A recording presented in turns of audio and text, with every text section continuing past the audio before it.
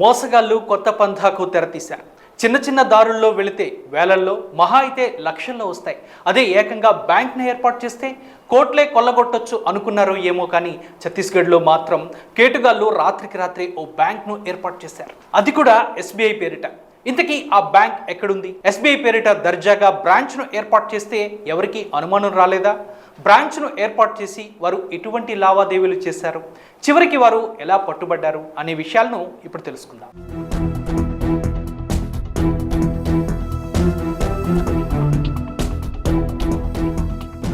ఛత్తీస్గఢ్ రాష్ట్రంలోని రాయ్పూర్ శక్తి జిల్లాలో చప్రి అనే గ్రామం ఉంది. ఆ గ్రామంలో ఓ నలుగురు కేటుగాళ్లు కలిసి ఓ భవనాన్ని నెలకు 7,000 రూపాయల చొప్పున అద్దెకు తీసుకుని దానిని బ్యాంక్ గా తీర్చిదిద్దారు. ఎస్బీఐ బ్యాంక్ లోగోతో పెద్దగా బోర్డు పెట్టారు. అచ్చం బ్యాంక్ లాగానే లోపల సెటప్ వేశారు.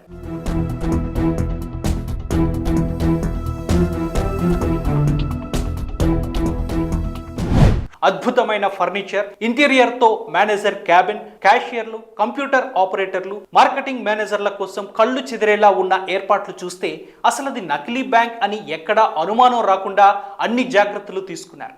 ఉద్యోగులు కూడా బయట నుంచి వచ్చారు. ప్రజల నుంచి డిపాజిట్ల ద్వారా కోట్లు కొల్లగొట్టేందుకు పక్కాగా ప్లాన్ వేశారు.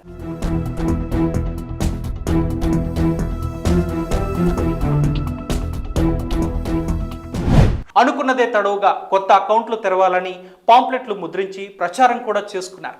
ఇంకా నెలకు 35,000 రూపాయల జీతం ఇస్తామని చెబుతూ ఉద్యోగాల పేరుతో యువతి యువకుల నుంచి 2 లక్షల నుంచి 5 లక్షల వరకు వసూళ్లు కూడా చేశారు. వారికి శిక్షణ కూడా ఇచ్చారు. ఇక పూర్తి స్థాయిలో లావాదేవీలు మొదలయ్యాక బ్యాంకు రుణాలు ఇస్తామని చెప్పడంతో స్థానికంగా ఉన్న రైతులు కూడా సంతోషం వ్యక్తం చేశారు. ప్లాన్ ప్రకారం అనుకున్నట్లే అంతా కరెక్ట్ గా జరిగిపోతుంది అనుకున్నారు. కట్ చేస్తే వీళ్ళ హడావిడి, హంగు, ఆర్భాటాలపై స్థానికులకు అనుమానం వచ్చింది. తమ ఊరిలో ఇంత హడావిడిగా బ్రాంచ్ ఏర్పాటు కావడమా, కొత్తగా ఏర్పాటైన ఎస్బీఐ బ్రాంచ్ లో ఐఎఫ్ఎస్సి కోడ్ లేకపోవడమా అనే సంశయంలో పడ్డారు. సమీపంలోని దబ్రా గ్రామంలో ఎస్బీఐ శాఖ ఉండటంతో వారు అక్కడికి వెళ్లి కొత్తగా పుట్టుకొచ్చిన ఈ బ్యాంక్ గురించి ఆరా తీశారు. మాకు తెలియకుండా న్యూ బ్రాంచా అని సదరు బ్యాంక్ మేనేజర్ కు డౌట్ వచ్చింది. దీంతో తన వెంట పోలీసులను కూడా తీసుకొచ్చారు. లోపలికి వెళ్లి మేనేజర్ కానీ ఆ మేనేజర్ ను గట్టిగా నిలదీయడంతో గుట్టంతా బట్టబయలైంది. మేనేజర్ స్థానంలో ఉన్న వ్యక్తి సహా నలుగురు ఈ నకిలీ బ్యాంక్ వెనుక సూత్రధారులని